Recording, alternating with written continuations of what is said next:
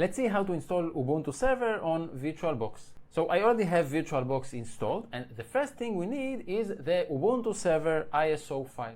So to get this one, we need to open the web browser. Then we need to go to ubuntu.com.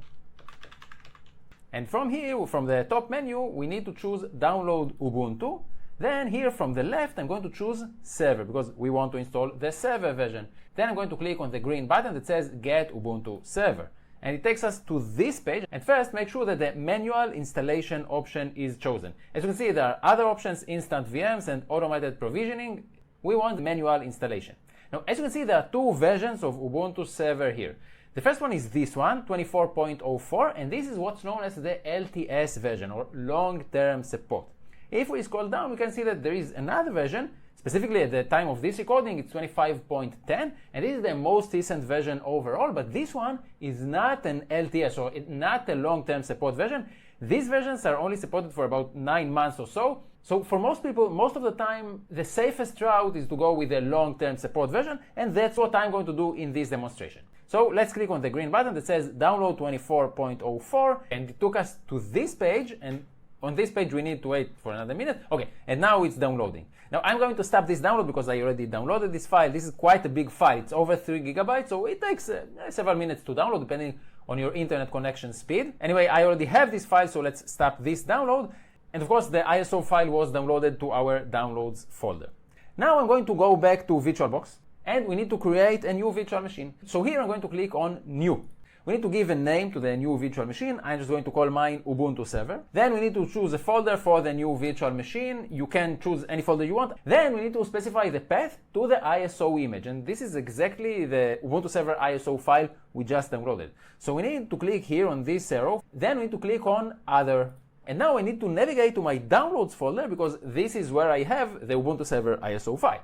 And we can actually see this file here, Ubuntu 24.04 Live Server. As you can see, the extension is .iso. So this is the file we want. Let's open this one. VirtualBox detected correctly that this is Linux, specifically Ubuntu. The OS version is Ubuntu 64-bit. This is correct, so we don't need to change anything. Now, you can leave this checkbox checked if you want. Proceed with unattended installation.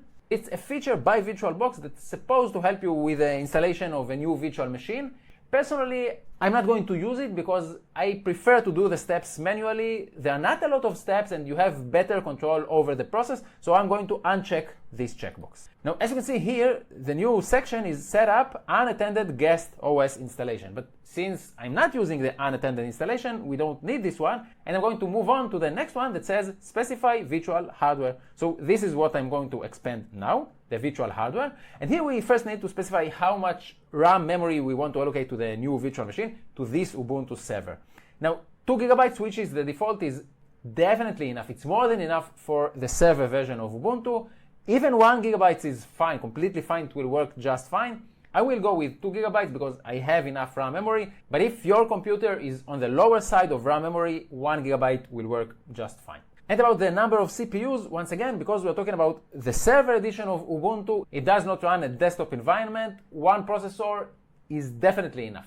Of course, you can allocate more than 1, but even with 1 processor, it will work just fine. And I'm also going to check this box, Use EFI, because this imitates better the way modern hardware behaves. You don't have to check this checkbox, and then it will use something called MBI, which is the way legacy BIOS worked, and it also affects on the way you handle your disks. But I strongly recommend to check this box because, as I said, this is how modern hardware works. So I am going to use EFI, and let's move on to specifying the virtual hard disk. And here we need to choose how much disk space we want to allocate to the new virtual machine.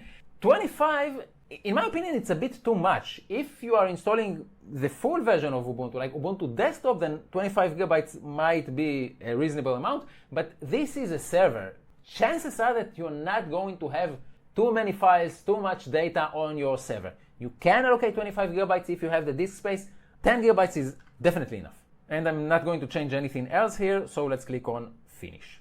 Okay, and the new virtual machine was created, and as you can see, it uses EFI. We can see it here. It will use 2 gigabytes of RAM memory, and I think that we're ready to start the installation of Ubuntu Server. So let's click on Start to start this virtual machine, and it's now booting up. Okay, and it started. I can close this on the side. Okay, and now Ubuntu is loading. It will take another minute or so. There is something here about mouse integration. You can pretty much ignore it. I'm just going to close it. Okay, and this step takes another minute, but it's really a minute or two. It's nothing too long. Okay, and now we can actually start the installation of Ubuntu Server. So the first step is choosing a language. I'll go with the default language, which is English. So enter. And then we need to choose the keyboard layout. Once again, I'll go with the default. So enter for done. Here, I'm not going to change anything. As you can see, Ubuntu Server is the selected option. Chances are that this is what you want, so I'm not going to change anything. Done with enter. And as you can see, an IP address was automatically allocated to the new server, to the new Ubuntu server. This is completely fine. This is the IP address that we are going to use for this server. So I'm not going to change anything, and I'll just press enter for done. You can define a proxy address, but most people don't really need it. I'm going to leave this one empty, and I just press enter again for done. And now, as you can see, a mirror address was chosen for this server, and this mirror location is now being tested. So it will take a minute or two, once again, depending on your internet connection speed, and it will let you know if you can connect reliably to this mirror. And as you can see, this mirror location passed tests, so this is fine. We can press enter again for done. Now here, I am going to make one little change. So first, we can see that it says here that it's going to use the entire disk. This is fine. I want the server to use the entire virtual disk that we attached to this new virtual machine. This is fine. But what I'm going to change here is I'm going to uncheck this checkbox, and I'm going to use the spacebar to uncheck it. And this is because I want to keep things simple. You can definitely use this disk as an LVM group, but you don't have to. And if you disable this option, it will keep things simpler and easier to understand. So this is the way I prefer it to be without LVM. So I think that we are done here. Let's move the cursor to the done option and press enter. Okay, and here we can see the partitions that will be created on the new virtual disk, and two partitions will be created. So partition 1 for ESP or EFI system partition. And by the way, this partition was created because we checked the EFI checkbox. Do you remember? We said that this is like the way modern hardware works, so this is why this partition was created. And then we have partition 2, which is like the main partition. We can see that it's going to be mounted at /, which is basically the root of the Linux system. So these two partitions will be created. This is a very simple and standard partition table. This is completely fine. I'm not going to change anything. I'll just press enter for done. And we need to approve again because changes are going to happen on this disk. In our case, it's a virtual disk, so it's not too risky. But of course, if you are running on a physical hardware, then you can lose data if you have anything important on the disk that you are creating the new partitions on. But in my case, this is a virtual machine, this is a virtual disk, everything is completely fine. Let's continue. I now need to provide a name, so I'll just go with my own name. I need to provide a name for this server. I'll just write server 1 or whatever. I need to pick a username for myself, and once again, I'm going to use my own name and a password. Then we can move on, so tab again to move on to done and enter to continue. And here we can enable Ubuntu Pro. I'm not going to do it now. I want to skip for now, so continue. And here we can install the OpenSSH server, and I recommend that you check this checkbox. You check this option. So I am going to install OpenSSH server, and once again, I'm going to do it by pressing on the space bar. And this is because most of the time when you interact with an Ubuntu server or Linux server in general, usually you do it using SSH. This is why they have this option here. You don't have to do it because this is a virtual machine and you have like direct access to the machine, but it's more convenient to use an SSH server. On top of that, it's a really small installation. It's not a big deal. So you really have nothing to lose here. Install the OpenSSH server. And if you already generated an SSH key, you can import it here. But I'm not going to do it now. I want to keep it simple. So let's move on to done and let's press enter again. And here you can install some additional services that are very useful and very popular for Ubuntu servers. I'm not going to install any of them now because this is not the focus of this video, but if any of these is of interest to you, definitely go ahead, check the ones you want, and it will install the necessary packages. I'm not going to install any of them, so tab and let's press enter for done. Okay, now it's installing everything. The good thing about the server version of Ubuntu is that it's quite lightweight, so this installation won't take too long. It's still going to take several minutes, but as compared to the desktop version of Ubuntu, this installation is much quicker. I'll be back when it's done. Once again, I don't expect it to take more than several minutes. Okay, and it's done. We can see it over the orange background, installation complete. And we now need to reboot the virtual machine so we can start using our new Ubuntu server. So I need to press the down arrow key, And here we can view full log, but I don't care about the log, so let's reboot now and enter.